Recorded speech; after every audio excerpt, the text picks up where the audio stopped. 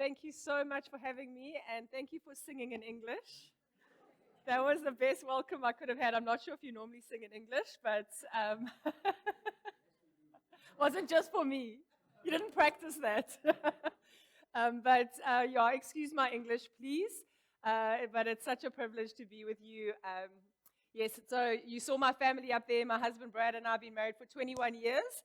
And we have three amazing children. Blake and Ryan are about to turn 15, and their sister Emily, they're twins. And Emily is just about to turn 17. And actually, I only got to say goodbye to Ryan because Brad was preaching at another church. Emily was sleeping because she went to a matric dance last night, and Blake was surfing.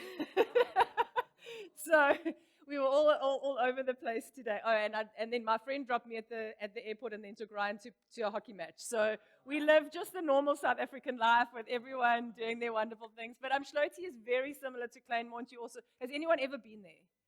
Yes. Okay. So it's similar. It's like this little coastal town. Drive to the end of the road and you're there. And yeah, so I do feel at home as I drive in here. And so I, apart from Brad and I, we've been leading the church. We planted it about 5 years ago in our lounge. And yeah, today was the first day we had 100 people, which was amazing, which is so exciting for us because we had COVID in between and we had a whole bunch of stuff, but it's such a privilege. So now we're looking for a building. So if you ever think of me and you want to pray, that's our prayers. We're pulling in extra chairs and stuff, which is always so exciting. But aside from leading the church, about 10 years ago, I started my movement called The Chat. And it started at a birthday party when one mom whispered to another mom, "Have you spoken to your daughter about sex?" And if you know in English, we call that the chat. I think you call it die gesprek. Is that right? Okay, all right. I know some Afrikaans. And no one had, and none of the moms there had any positive outlook on it. Some of them were like, they'll find out how they found out, and others were like, I could never, ever talk to my child about that. And I actually have a background in journalism. That's what I studied, and so I said, let me go and find out what we're meant to do. And I went and I did some research, and we had our first chat in the lounge, and then I realized I couldn't find a book that I wanted to use for my kids, and so I wrote one. That's this one, because I wanted a book that was based on God's truth, but that no matter what a child's birth story was, their parents could read it to them. So whether they were an IVF baby or an adopted baby or a teenage pregnancy or a planned baby, I wanted every child to know not only what sex was, but that every child is dreamed up in the heart of God. And so I wrote my little book, and then after that I wrote my next one, which you can put up on the screen because I actually have run out. This one's called Well Connected, because from talking about sex, I very quickly realized that the social media space and our children's experience and understanding of sex is very, very connected. And so I started spending a lot of time talking into healthy connection, social media, digital use in the home, that kind of thing. And again, I needed a book, so I wrote this one. So this one's aimed at primary school age children and just helping them be safe, wise, and kind online. And then I started doing work into a boys' high school. I had this prayer because I was doing lots of speaking around the country at that point, but I was always going into school and coming out, or going to a church and coming out. And then I said to God, please could I journey with a group of teenagers? That was my prayer. And I had the opportunity to work into a big boys' high school in Durban called Northwood. They have about 1,300 boys. And I'm currently rewriting their grade 8 and 9 life orientation curriculum. So I spend 10 hours a week in the classroom, in the trenches, with amazing 14 and 15-year-old young men. And I started to realize that they were pretty clueless on a lot of very important things. You kind of think they do human reproduction in grade 7, they kind of know what's up. They don't. And I realized that as much information these children have access to, there is a very big lack of accurate information for them. And so I wrote this book, and it came out a week ago. And it's called What Just Happened. It's a puberty survival guide for children growing up in a digital world. And I got an amazing designer because I knew what it looked like was going to probably be more important than what was in it, because teenagers They're very discerning. They're very current. And so, yeah, so if you would like resources, that's what they are. And my children keep saying to me, Mom, you just write books for our age. And I said, yes, I write the books that I want to read. So it's a privilege to be able to do that. But just in my time with us tonight, what I'd really love us to look at is the importance of connection and how that connection that is so fundamental to who we are is hijacked right now by kind of these pseudo-connections that we're buying into, and how we can fight for connection for our family and for the future generations. So I was actually up here last year more in the Paarl area, and I got to visit Babylon Storen. Has anyone been there? For you guys, it's like, yeah, it's around the corner, it's in our backyard. Yes, of course we've been there. Now, I'd heard about this place for so long, and I was so excited to go. And I had a couple of hours before my flight, and so I went. And I walked in there, and it was beyond my expectations. It was just like my senses were, it was just so beautiful. And there were these like little student gardeners with their big hats, with their hands in the soil, and then there was just so much. And I kept taking photos and videos because I just wanted to show my family. And then eventually I just stopped, and I said, I'm actually not going to look any further because I don't want to see this without my family. I want to come back with Brad and my kids. And it made me realize that we are made to share our lives. Like, I didn't want that experience just for me. I wanted it with them because it didn't mean as much by myself. And so we are hopefully, so the plan for my week is I've got 9 talks until Wednesday, and then on Wednesday the rest of my family arrive, and my sons are playing in the top schools hockey in Paarl. And so their sister's coming, they're coming. My husband is actually an Afrikaans teacher and a hockey coach, so he's coming with his team. And I'm taking Emily to look at Stellies, and it's like a whole family thing. But hopefully we're going to get to Babylon Storen. I'm hoping to like kidnap my sons from their hockey tour a little bit, and so we can go and share it together. But I just want to start in Scripture because I think, when we think of the original design of who we are and then go from there, it's always the best thing to do. So this is from Genesis 2, verse 7, and it says, "And then the Lord God formed a man from the dust of the ground and breathed into his nostrils the breath of life, and the man became a living thing." And I heard a commentary on this a little while ago that said God made everything else with his word, and he made man with his touch. And he made us with his touch so that we would always crave his touch because it's what we made for. And so we see God making us, and then if you carry on with this Genesis 2, if you can put the next one up, we see that then God gave man gave names to all the livestock, the birds in the sky, and all the wild animals. But for Adam, no suitable helper was found. So the Lord God caused man to fall into a deep sleep, and while he was sleeping, he took one of man's ribs and then closed up the place with flesh. Then the Lord God made a woman from the rib he had taken out of man, and he brought her to the man. Next slide, please. And the man said, "This is now bone of my bone and flesh of my flesh, and she shall be called woman, for she was taken out of man. And that is why a man leaves his wife, his father and mother, and is united with his wife, and they become one flesh." Adam and his wife were both naked, and they felt no shame. And so we see from the very beginning this connection. We see the Trinity we see connection in the Trinity. We see connection, with God and man, and then we see connection between humans on earth, and this is what we were designed for. And a little while ago, I came across this study that was done over 80 years, and it was a study by Harvard University of about 700 men, from very poor men to Harvard graduates and very successful men, and they followed them from their early 20s all the way until their death, and they wanted to answer one question, and the question was, what makes us happy? And they took all this data. They literally took blood samples. They questioned these men. They performed brain scans, all sorts of things, spoke to their people they were in relationship with. And at the end of the survey, they came up with one thing that makes us happy. And this is what the researcher says. The clearest message we get from this 80-year study is this: good relationships keep us happier and healthier, period. So, surprise, surprise, God was right. And we are designed for relationship. Money doesn't make us happy. Success doesn't make us happy. It is relationship that brings us the greatest joy in life. But as we all know, this need for connection is being hijacked right now. And so this good need that's put in us by a good God is being hijacked by shallow artificial connections. And I'm going to, if you can put that next slide up, please. It's this idea where we've taken the desperate need for intimacy that we have as humans, and we are settling for an artificial form of intimacy. And I'm going to read something to you. I don't know if any of you are on a Facebook page called The Village, but I love it. It's a parenting Facebook page. I think it's got about 30,000 people on it. And this was a post last week.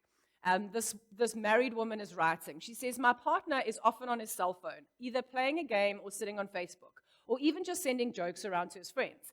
This is increasingly becoming a problem. When I want to converse, I have to actually ask him to put down his phone so I can have his attention. The minute he wakes up in the morning, he's on his game to make sure no one has attacked his fort or whatever. And he seldom would make conversation with me in the morning. I get he's not a morning person, but he's happy to sit on his game and talk to strangers. This makes me feel not important enough, not good enough to be around and neglected. The other day, I heard neighbors having the same argument. The wife shouted at her husband for always being on his phone, and a few minutes ago, I heard another couple saying the same. What's going on, guys? Are you addicted? Are you bored? Can we please go back to the good old days when we were forced to talk to each other and build our relationship? Because this ship is going to sink because of a cell phone, and I hate it. And if it's not the cell phone, it's the TV. Life is too short, and this is so sad. And I hear the story over and over and over again wherever I talk. Is this idea where we are so connected, but we are so lonely at the same time. Where we have, I love my phone. I have family overseas.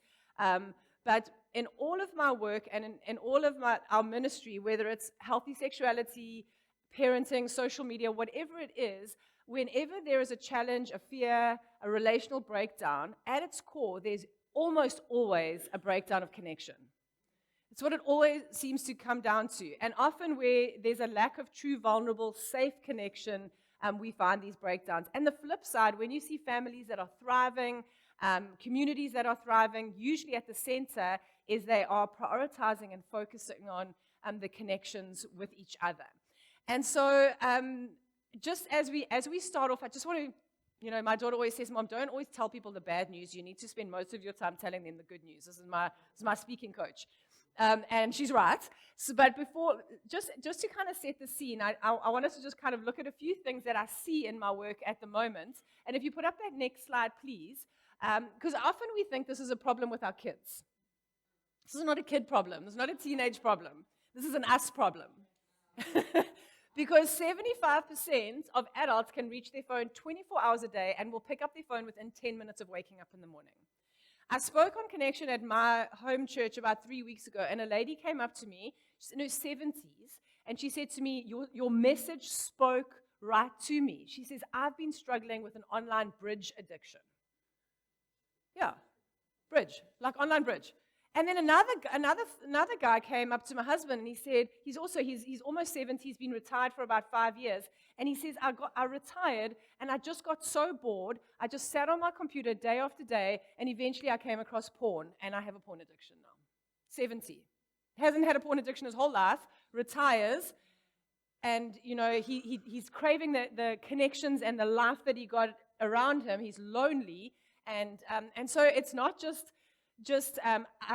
not just little kids, it's also us. In fact, I saw some research the other day that said that babies are learning to talk later than ever before, not because the babies are watching Cocomelon or Peppa Pig or whatever, but because the moms are so distracted by their phones, they're not talking to their babies.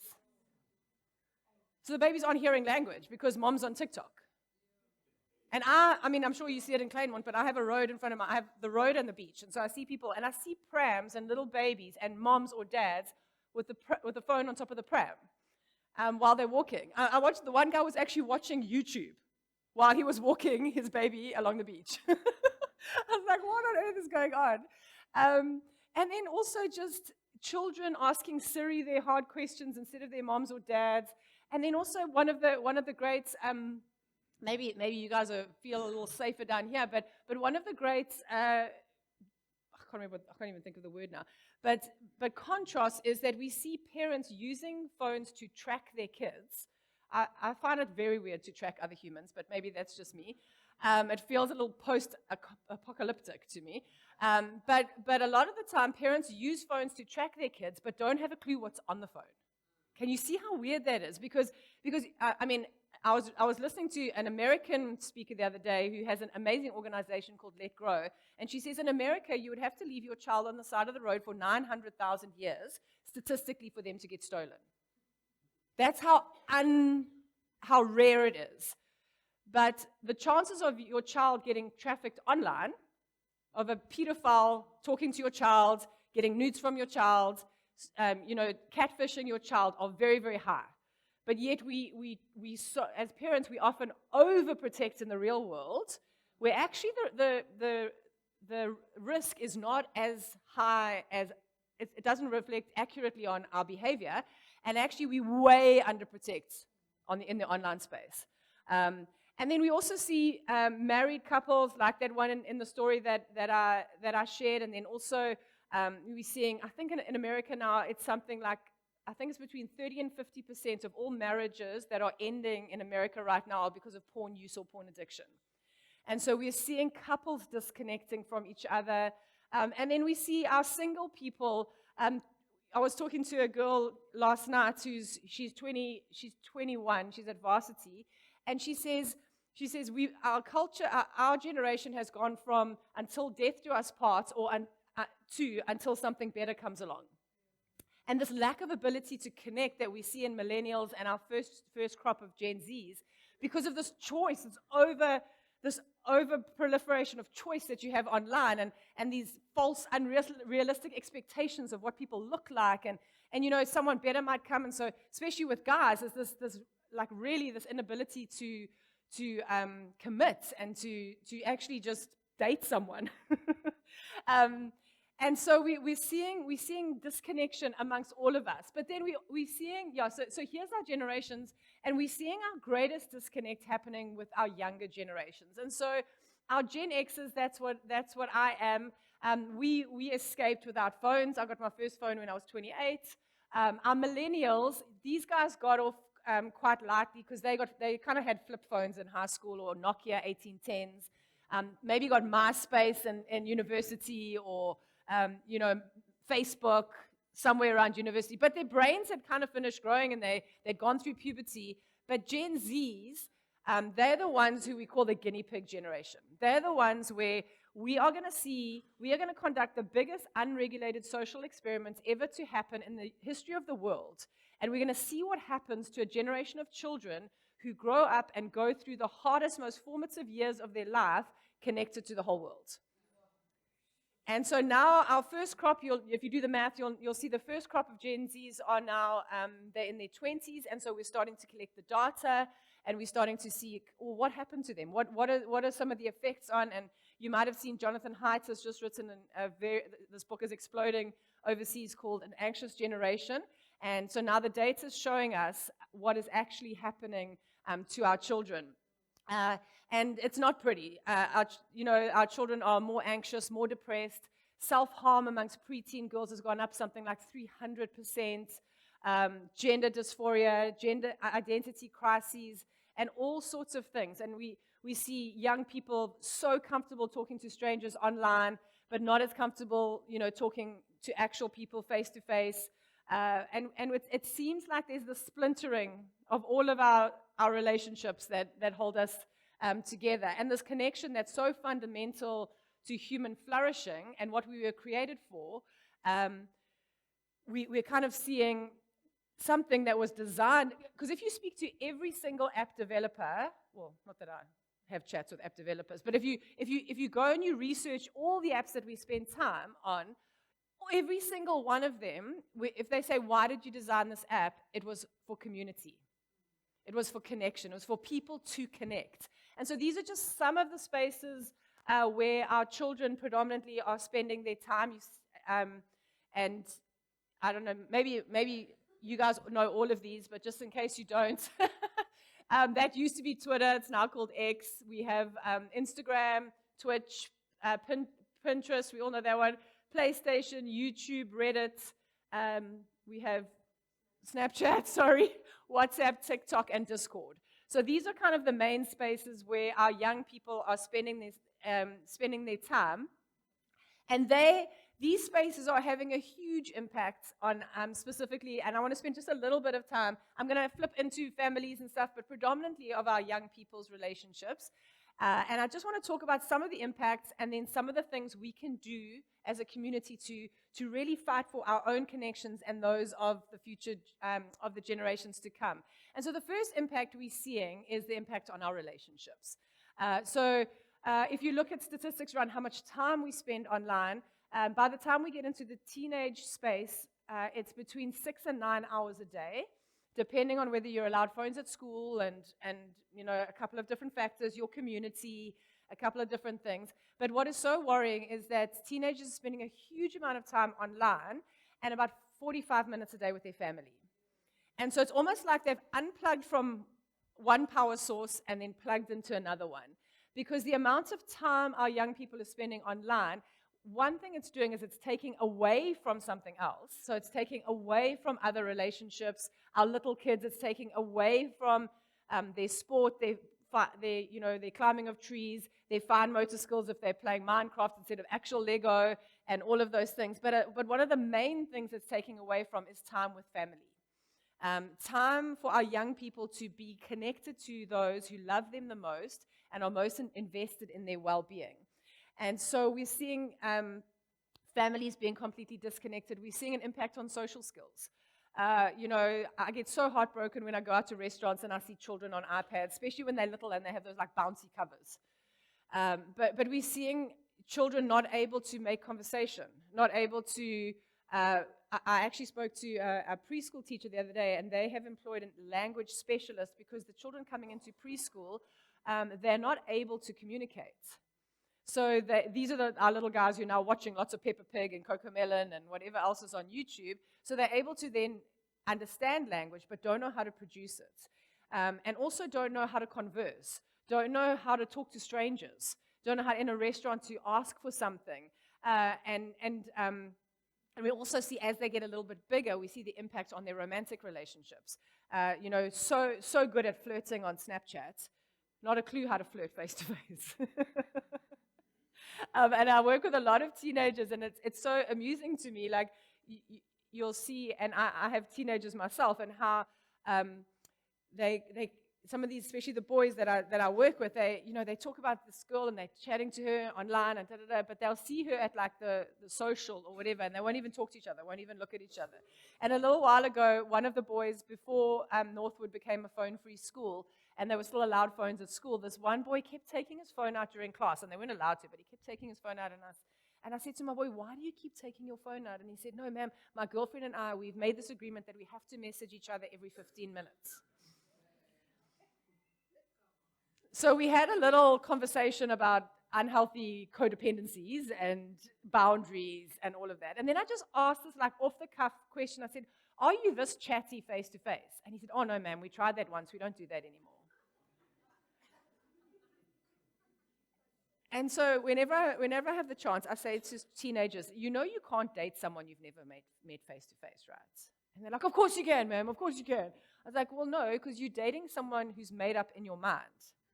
You're dating someone's absolute best version of themselves. You don't even know what they smell like literally. And so but if you speak to a teenager, all the same feelings, all the same, emotions, that kind of thing, but without any of the mess, any of the complexities. And when I speak to teenagers about why they like to chat just to strangers online, they say, oh, because then you can just say whatever you want, and then you just log off.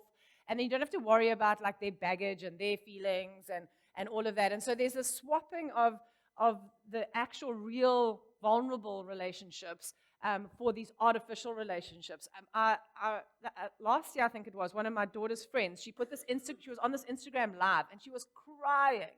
And I was like, what on earth is going on with this girl? And she was like literally telling the whole world about her parents' divorce. And I was like heartbroken because you could see she was terribly upset, and I knew her family well enough to know they were going through a very ugly divorce.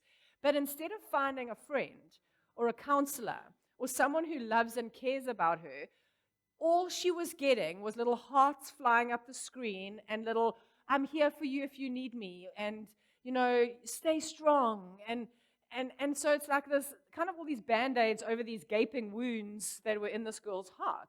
And then also what I see a lot of with the teenagers that I work with is the toxic communities that they are drawn into. Because it's so much easier to find help online, because you just find people who agree with you, basically, and tell you that you're right and your parents are stupid. And we see that all the time. That is why the transgender, the transitioning of teenagers is such a problem, because what's happening is, instead of teenagers who think they might be transgender and are having, issues with their body, instead of them finding people who love and care about to journey with, they just find a transgender community online who will say, if your parents are haters, just leave them. We'll be your community. We'll be your family. But as I heard someone say, they'll be your family, but they won't pay your school fees. It's this shallow, as long as you agree with us and you toe the line of what we're doing, we'll be your community. But it's this shallow, fake community. And I read a heartbreaking book a little while ago about this boy who was very depressed and actually suicidal. And he found a community online that was called a pro-choice organization, which i.e., if you want to kill yourself, you have the choice to live or die. And living is we have the right to choose whether to live or die. Your parents don't have that choice. You have that choice. And this organization actually helped him commit suicide. They sent him the medication. They told him how to do it without a mess so his parents wouldn't have anything to clean up. So again, instead of plugging into people who loved him and cared about him, he plugged into this. And so it's having a huge impact on our relationships. And then the other thing we're seeing, especially with our young people, is how much it's impacting their values and their identities. Because, as we're growing up, we take little bits from all over to be like, what is a woman?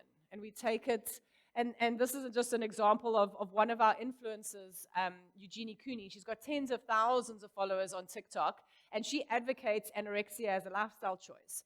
And so spaces like TikTok are incredibly dangerous for children who have any kind of mental illness, because they can go onto her page and she will tell them the same thing. It's a choice. Your parents don't have the right to tell you to eat or to be healthy. And so this is just one example of many, many. There's lots of pro-anorexia, all sorts of influences online. And then if you go to the next one, I don't know if you recognize these guys. Sorry, I'm just going to tie my shoelace while you look. These guys are called the Sidemen. They're called Sidemen. And I don't know if it happened down here, because I'm sure sanity prevails in Claremont. But if you look at what he's holding there, it's a drink called Prime. Did Prime make it here? So this is when middle-aged women were fighting other middle-aged women in the Checkers to buy a toxic, overpriced drink for their 14-year-old sons. It was ridiculous. That was the best marketing I've ever seen in my life. But anyway, they made you do it. They own Prime. And these guys are a bunch of grown men who sit around and laugh at each other. That's what they do, and they're millionaires because of it, okay? And their main viewers are 12 to 14-year-old boys, okay? They're not great. I mean, their language, their worldview is not great. But the reason I show you this one is because they teamed up with another guy, if you put the next slide on, who is way bigger than them. His name is Speed for short. He's an absolute fool. He literally does ridiculous things for a living, and he is, again, he's got 24 million viewers just on YouTube. And this this came to my attention because this link was sent to one of my sons by a friend and said, have you watched the new Sidemen video? And it said 20v1, 20 women, 1 man in a room. So we have an open phone policy at home, and the rule is if I see something that looks dodgy, I'm going to go there, but otherwise I won't interfere. And so I clicked on this and I watched. So this guy stood in a room while 20 women came in one after the other, and so he could decide which one to take on a date. Okay, seems harmless. He treated every woman like an absolute piece of meat. And every woman that came in, I had one line looping in my head. It was, Lord, please let my sons never treat a woman like this. I mean, I don't even want to tell you some of that. So in this one, he's telling this woman that in his culture they bow. So she bows to him. He said, no, you need to turn around and bow. So that's him looking at her butt. and that's him too. And he treated every woman the same. He treated them like absolute objects. And this is one of the main things I'm seeing with social media influences of young people right now is the objectification. So it's a long, something we don't have time to go into tonight, but it's this idea that men use women, and that's just how it is. And so, women, let's take control and at least objectify ourselves, because then we have some control. And so if you put the next slide up, please. This woman here is called Elle Brooke. And again, if you have not heard of it yet, there's a website called OnlyFans, which is the fastest growing porn site in the world. And she's one of the most wealthy porn performers. She gave up her career as a lawyer to go on and start an OnlyFans page. And she advocates pornography as a legitimate choice for women, as a career path, as something, because it's empowering, because women have the power. And we're seeing this infiltrate definitely South African culture. I've spoken at least 2 private girls' high schools where the girls are selling their pictures onto OnlyFans because they're being told by women like this that it's just your body. It's just a picture of your body. And it always starts with, do you know how much money you can get for a picture of your feet? It always starts with your feet for some reason, and then goes on from there. So we're seeing all of these things, just these crazy, crazy things being normalized in the online space by these influencers. And so things like sex and what's being normalized in sexuality, that pornography is just normal, and it's just it can be ethical. We're seeing pornography influence the social media space in a huge way. Pornography is like a $97 billion industry now. And I saw some research recently that said about 89% of young adults now view porn as normal. It's not like, do you watch porn? It's what kind of porn do you watch and how often do you watch porn? I've done some surveys myself with teenage boys in terms of pornography, and by 14, almost every single boy has seen porn. In South Africa, the average age of South African child is exposed to porn is 10 or 11. And I spoke to a friend who teaches in the rural Eastern Cape, and she says out of her grade 3 and 4 classes, there were 3 children who'd not yet seen pornography. And so that is one of, and what is being normalized in pornography, because pornography would be bad enough if it was loving, consensual sex, but it's violent, it's depraved, it's a lot of it, there's very, very toxic messages around sexual violence, pedophilia. There's actually a move now to change the word pedophile to minor attracted person, because porn is normalizing pedophiles. Because where do you stop? If you're just going to keep going to the nth degree, and so a lot of teenagers are now thinking that pornography is normal, and what's being portrayed on pornography is normal, because it depends on the studies, but it's between 75 and 90% of pornography is violent, and it portrays women enjoying that. So the message that our boys are getting is that consent is optional, and that girls like it when you hurt them. And the message that our girls are getting is you have to put up with sexual violence because it's what guys want. And so this is being normalized for so many of our teenagers, and it's deeply impacting their identities at what's being normalized. And then the last thing that we're seeing a huge impact in is how the social media space is impacting their reputations and futures. So if you can put that next slide up, please. There has been a lot happening in this last week. I don't know if you guys have seen all of this in the news, but at Pretoria Girls High, a bunch of girls have been suspended. Some white girls were suspended for forming a whites-only WhatsApp groups for racist remarks. And then a black girl was suspended afterwards because there's a video of her saying, guys, I've not even asked one single white person to like bow down. Guys, I just let them off the hook this year, but come April on Freedom Day, they'll feel my wrath. And so she's been suspended. And then I don't know if you guys saw this at Pinelands, we had these children in cages, and they were reenacting a slave auction. and someone filmed it, and so there's a big thing happening at that school. And, every teenager does dumb stuff, okay? This is extreme stuff. That's Ollie Robinson. So Ollie Robinson is a British cricketer who a few years ago was banned for 3 years for racist remarks he made when he was a teenager. And what I see a lot, so I was speaking at a school the other day, and this one teenage girl remarked, she says, "I don't care if there's a nude out there of me as long as it's a good one." And then I had another grade 7 girl say to me, "My mom does not have the right to tell me not to send a nude to my boyfriend. It's my body, it's my phone, it's my relationship, and I'll do what I want." And there's this, someone said it like this, is that children and teenagers can't see around corners yet.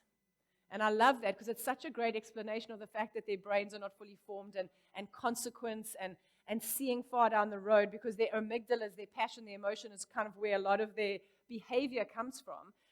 But because so much of what they're doing is in another world where their parents are not even present, they are doing things that has huge impact on their futures.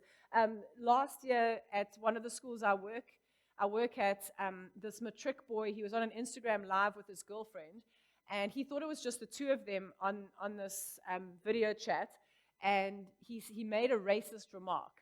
And then his girlfriend said, "You're so stupid to say that on an Instagram live." And he said, "I'm not stupid, I'm just racist." But what he didn't know is someone was filming it with a phone.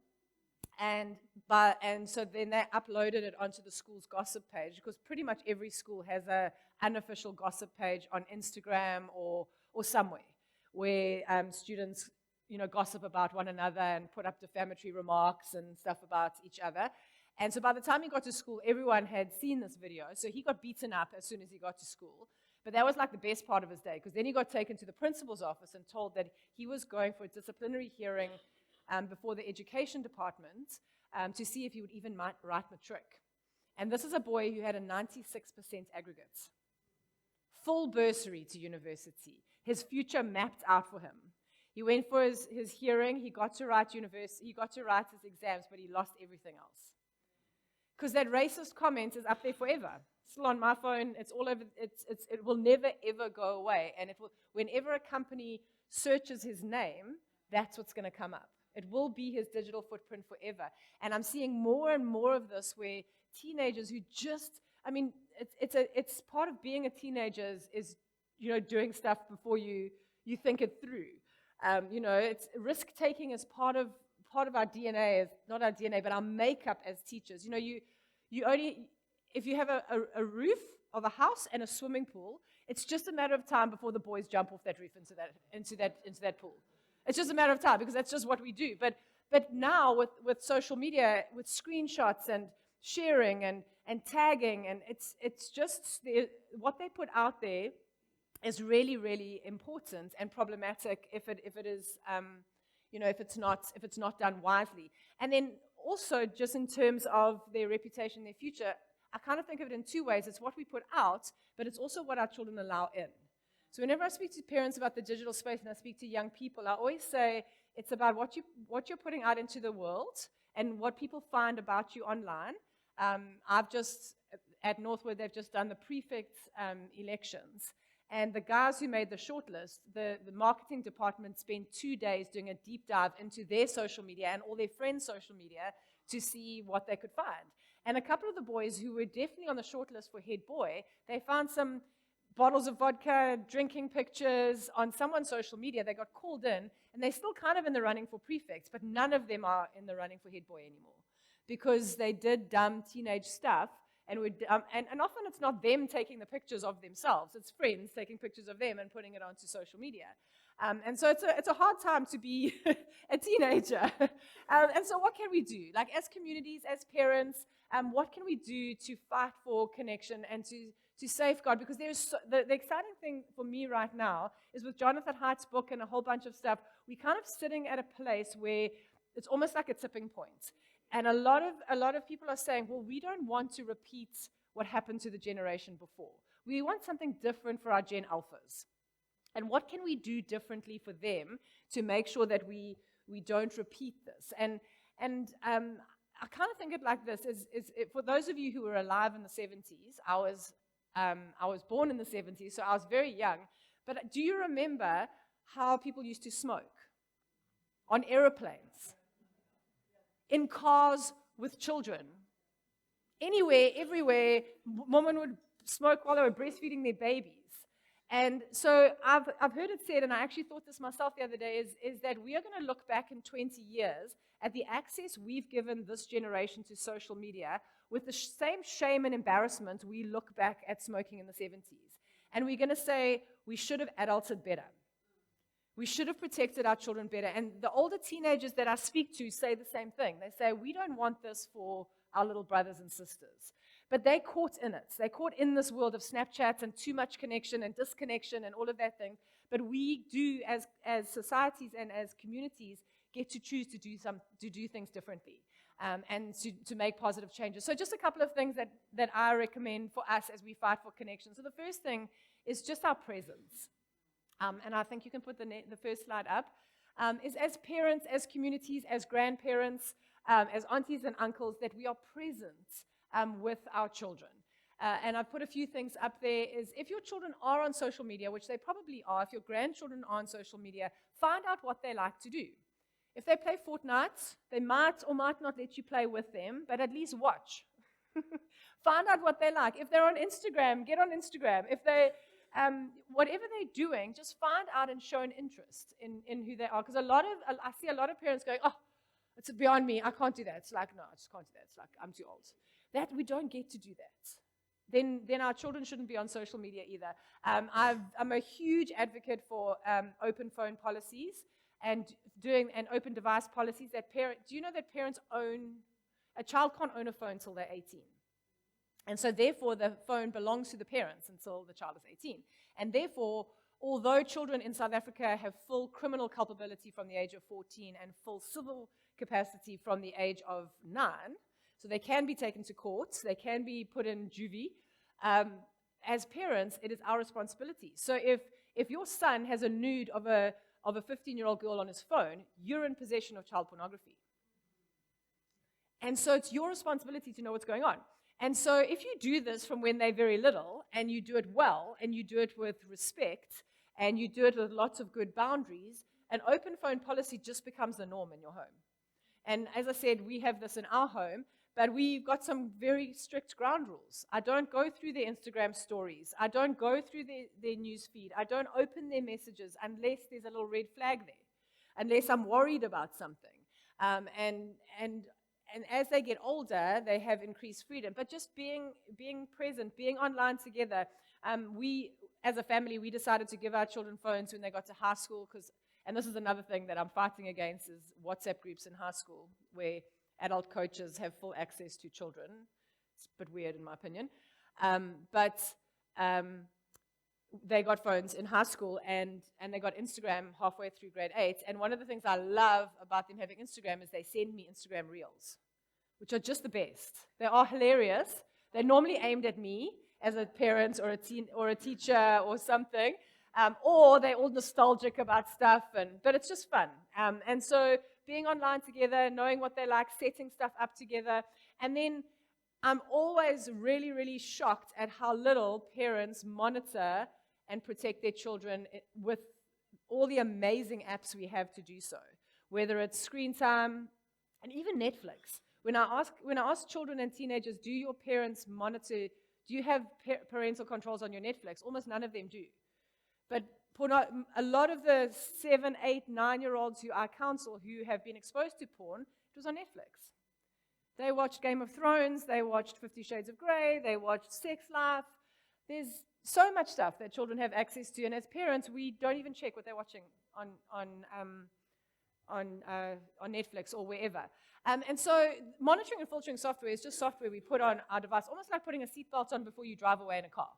So we always put seatbelts on our kids. So monitoring and filtering software, there's so many of them out there, like Bark and Custodio and Safe Surfer, and we have them on all of our family's devices, and all they are is like just that first line of protection against, because the internet has no shallow end. The internet is just the internet. And so just things like that are important. And just as parents, just being aware of where our children are spending their time. And then the next slide, please. This, honestly, working with teenagers, so there's this one matric boy that I was working with recently who hasn't left his house for 6 weeks because of his gaming addiction. But that's not a matric problem. That's a 5-year-old boy who didn't have boundaries. And then never had boundaries as he grew up. And now it's manifested in this way. But so when we put good boundaries in place with our kids, and being a parent of teenagers and working with teenagers, you can see the children who had good boundaries. They're the ones who are settled and confident and secure. The ones with no boundaries think they're very cool, but they are all over the place. And they are a complete hot mess. And so boundaries are one of the most important things we can do, especially with devices. Time, no more than 2 hours a day is recommended for any of our children. And actually, I don't know what it's like here, but where we are, to find 2 hours on a weekday to spend on a device, probably never going to happen, with sport being what it is at school and academics being what they are. But have boundaries. Have an amount of time that you and your children spend on devices. Have boundaries of place. So there should be sacred places where phones are never. For me, the dinner table is a no-brainer. The science around having one meal a day as a family and how it impacts positively on your children in terms of their academics, their identity, their security, their confidence, everything. So the dinner table, and if the teenagers I work with are truthful, the dads are the main culprits with this one. The dads with their important work emails. And their phones at the table. So no phones at the table. I mean, honestly, that time around the table, for me, it's actually sacred. It's actually where some of the most important conversations happen. And then 2 other places that I would recommend is the car. The car is an amazing place to connect with your kids, especially around some of those tricky topics, because no one has to look at each other. And you have them captive. So with my boys, if I have something like awkward that I want to talk to them about, I'll wait till we're 5 minutes from home. And I'll say, boys, have you heard of OnlyFans? Yeah? What is it? Oh no, I heard it, da, da, da, da. And they will talk to me because they know it's only 5 minutes. And they know home is coming. And I know that they probably won't jump out on the freeway. So it's going to go fine for both of us. So the car, the dinner table, and bedtime. So phones shouldn't really be in the bedroom anyway. Like, I think we kind of all know that deep down, that phones in the bedroom are bad for your sex life, bad for your marriage, bad for your teenagers, bad for your kids, and like not good for anyone. So I don't recommend phones in the bedroom at all, but I definitely recommend that we take them out of the bedroom at least an hour before bedtime. For all of us. All of us should plug, unless you need, so in our house, Brad has his phone for security, but all of us plug our phones in the kitchen, like an hour before bedtime. And because there's something about bedtime where everyone's just like taking a breath, you're lying next to your precious teenager or your little kid, and often stuff comes out that they want to talk about, and it's just those beautiful connection times. So and then obviously also we should never have phones at family gatherings. We should never have phones in restaurants. iPads shouldn't leave the house. I don't think. It's just I don't think we should be carrying our iPads to restaurants and to soccer matches. You know, my daughter doesn't play a lot of sports, her brothers do. And so she's a proper hockey sister. She spends tons of time next to the hockey field. But she's learned to socialize and to interact. And I get heartbroken when I see little kids on iPads. Because you know what happens is when every time our children are bored, we hand them a device, we steal their boredom from them. And boredom is the gateway to creativity and to social skills and to all adventures of all different kinds. And then obviously boundaries of content. You know, just kind of decide what content is applicable. Make sure your children know what that is, that apps are not being downloaded without your knowledge, that you have discussions about them, you find out about them. And then boundaries of values. I found with my own teenagers, and most of the teenagers I work with, is that if we teach them a strong identity and strong values, that's actually what keeps them the safest online. And you know, they say that your child is only as safe as the child with the worst digital security. And so whether you have the best stuff on your computer, they just go next door or down the road. And so if you instill values in our children, And, I spend a lot of time talking to educators, and you guys are part of a faith community. So you are very, very fortunate, because most families don't even know what their values are anymore. If you say to a family, what are your values? They don't know. And I heard this principal say the other day that more and more families are telling schools that schools must teach their kids values. But actually, you guys are in a faith community, we know what our values are. They're in the Bible. They're very, very clear. And so teaching our children that if something doesn't line up with your values, you walk away or stand up, or that for me is one of the most powerful things we can do. And then the last boundary, and this is probably one of the most important, is for us to lead by example. A lot of teenagers I speak to say they don't want to become the digitally distracted parents that they have. Are we putting down our phones when our children talk to us? Are we flopping onto the couch and watching TikTok instead of engaging with our kids? Are we distracted? Are we on our phones in the car? Are we on the phone? Are we taking them everywhere we go? Or are we setting a good example and opening our hearts and eyes to the children in front of us? And just in terms of boundaries, I just want to share this with you, if you can put it up, please. So these are the recommended ages for these apps. None of these are recommended for primary school. Don't give any of these to your children before high school at all. In brackets is the App Store age. So I'm just showing you that to say never go by the App Store age or Google Play age, because that's got nothing to do with whether it's appropriate and safe for your child. It's just about data security. So, and those recommended ages are there because of all the potential things that can go wrong. There is sex and porn on every single one of those apps, every single one, including actually stuff like Apple Music and Spotify and all sorts of stuff. So, yeah, so I just wanted to show you that. And then if you can go to the next one, please, because this is what Jonathan Haidt is saying. If we want to reverse this, if we want to reclaim childhood for the next generation of children, this is what, and I completely agree with him, is that primary school age children generally don't need phones. They're generally with a responsible adult. They might want phones, but they don't need phones.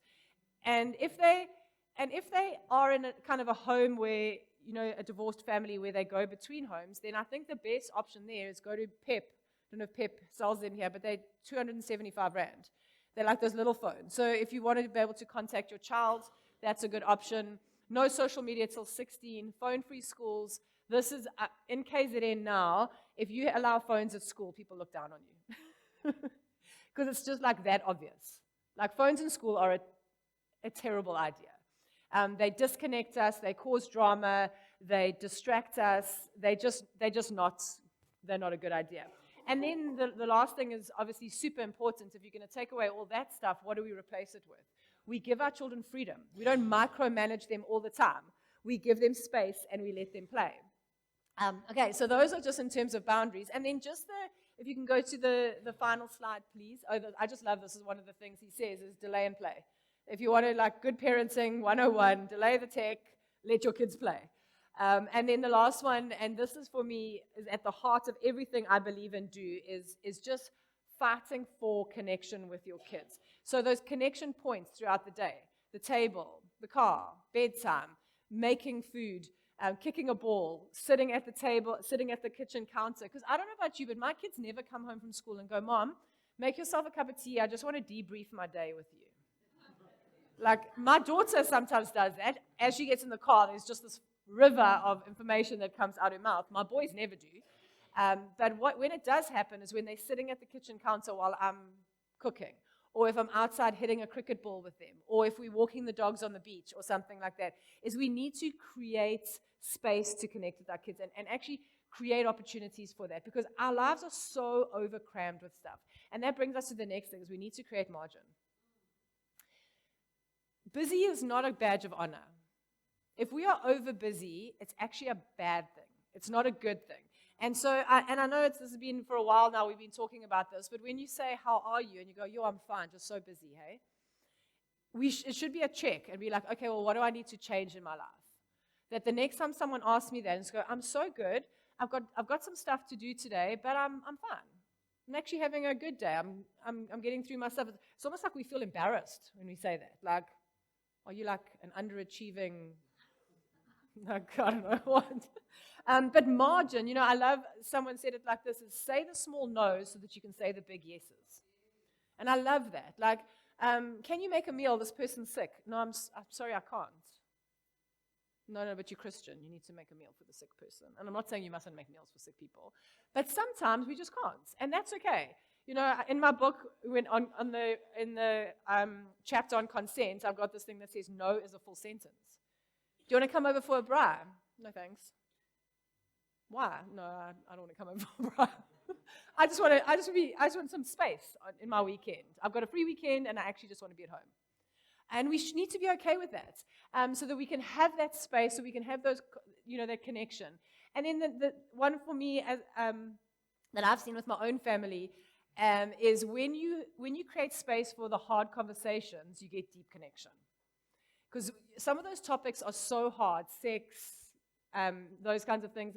And one of the best compliments I ever had of my first book was a mom saying, once I spoke about sex, I could speak about anything. Is your home a place where your children can talk about anything, where they will not be judged and you will answer their questions? And as I said as I realize now as my children have grown, is what is sex is the easiest conversation in the world. You must see what the conversations are when they get to high school. They get very complicated. And so do our children know that they can talk to us? Do they feel like we are a safe place for them to get information or to process all the information that they're getting all the time? When a mom that I know was sharing with me that her son was shown a nude next to the hockey field in the beginning of his grade 8 year. So he was sitting with his hockey friends, and this boy had his phone, and he said, "Look at my cat, look at my girlfriend, look at my dog, look at my girlfriend." And it was a full naked picture of a 13-year-old girl. And so as he got in the car, he told his mom, and they chatted about what had happened, and and then the mom said, but he said this one really profound thing. He said, "Mom, I was shocked, but I wasn't surprised," because that mom had spoken to him. That mom had said to him, "My boy, this is going to happen. And this is what to do when it happens. You get up, you walk away, and as soon as you can, you tell an adult that you trust." And so because that child knew what sex was, he knew sex was not meant to be on a screen, he definitely knew it was not meant to be teenage girls, he was equipped with information about the good version of sex, the beautiful version of sex as God has designed it, so that when the faulty version came along, he was prepared. And so that's what good information, a lot of people don't talk to their kids about sex because they think it's somehow going to make them want to go and have sex. It does not.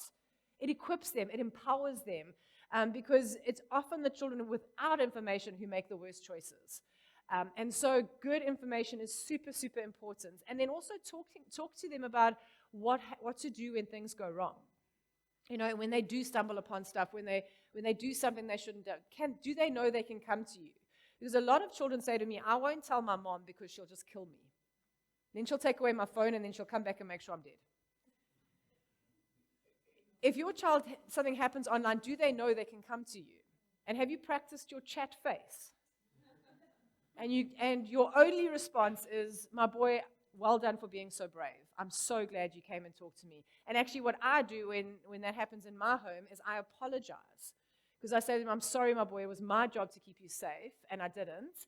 Thank you for telling me. Let's talk about it, and then let's figure out what we need to do to keep you safer." And because our children need to know that they can come to us. And then obviously it's the unconditional love. It's the love that is modeled to us by the Father. That is not based on what their reports look like, how good their manners are, how often they read in their Bible, whatever, that they are completely unconditionally loved. I heard this quote once that said, "You should greet your children at least once a day. You should greet your children like the family dog greets them." That they are the absolute best thing that's happened to you that day. And I love that. Just so excited to see them, just so happy that they just know that they are so loved. Because what happens to children who have healthy connection, who have healthy attachment within their homes, within their communities, within their families, is they don't have to go and look for fulfillment online. Because they're full. And so they fare way better. And then obviously as our children grow, it's not about micromanaging our children for the rest of their lives and tracking them when they, living in London and have their own job. But it's about as they grow in maturity and responsibility, we teach them to manage their freedom, because we know that we are made for freedom. God made us for freedom. He made us to be free. And so our job as parents is to help them to manage their freedom. And so just as I conclude, I want to just finish with a couple of scriptures that I love, because as we fight for connection with those around us, it's always good to remember that it's always got to start with our connection to the Father. As we are filled and as we prioritize that relationship, then these relationships flourish. And these are just a couple of my favorite scriptures. Acts 17, verse 28 says, "For in him we live and move and have our being." We need to be so fulfilled in him. We need to be so connected to him that the other connections flow from that. And then the next scripture, it's from Romans 18, and it's two different translations. The first one says, "God's Spirit touches our spirits and confirms who we really are. We know who he is, and we know who we are, Father and children. For the Holy Spirit," and this is just a different translation, "for the Holy Spirit makes God's fatherhood real to us as he whispers into our innermost being, 'You are God's beloved child.'" So I think even before we look at our children and the next generation is are we creating quiet and space to hear that? And I just want to end with a story. My daughter hates watching rugby. Okay, I thought I'd say that at the end, so if you want to kick me out the church, it happens right at the end. And the reason she hates it is she says, "Mom, it's just a bunch of grown men screaming at a TV." And she says, and they don't often have anything nice to say. They're shouting at how bad the coach is, how that guy shouldn't be on there, he shouldn't have been selected, why didn't they select that guy, how badly this guy kicks, there's a better kicker. And she says, you just hear noise the whole time when you're watching rugby. And she says, and the thing is that there's so much noise around you from the men in the lounge who are self-appointed experts, you can't even hear the commentator who's an actual expert. And I was like, aren't our lives sometimes like that? So much noise from our WhatsApp, from our devices, from social media, that there's so many voices, and we're kind of getting some good stuff, some good recipes, some good advice, some not so good stuff, but there's no space for the voice that actually knows what's going on, for that connection. So my encouragement for all of us, and this is my own encouragement every single day, is don't pick up your phone first thing in the morning. Give yourself at least 30 minutes before you do that. Spend some time quiet before your Father, just letting him speak to your soul, and so that we can then go about our day. And then I think just as a culture, as a society, and my daughter belongs to, we don't have youth in our church yet, she belongs to Christ Church Youth, and I'm not sure what you guys do, but one of the things I love is as they walk in on a Wednesday night, there's a basket for their phones. And they put them in there, and just like at our school, you put them in there. So let's, what I love to say to teenagers is, in our relationship with technology, there's one slave and one master. We get to decide which way around it is. And as amazing as technology is, and technology did not take God by surprise, is it is going to be up to us to put those boundaries, to put those things in place so that we can foster the deep and meaningful connections around us that we actually created for. Thank you.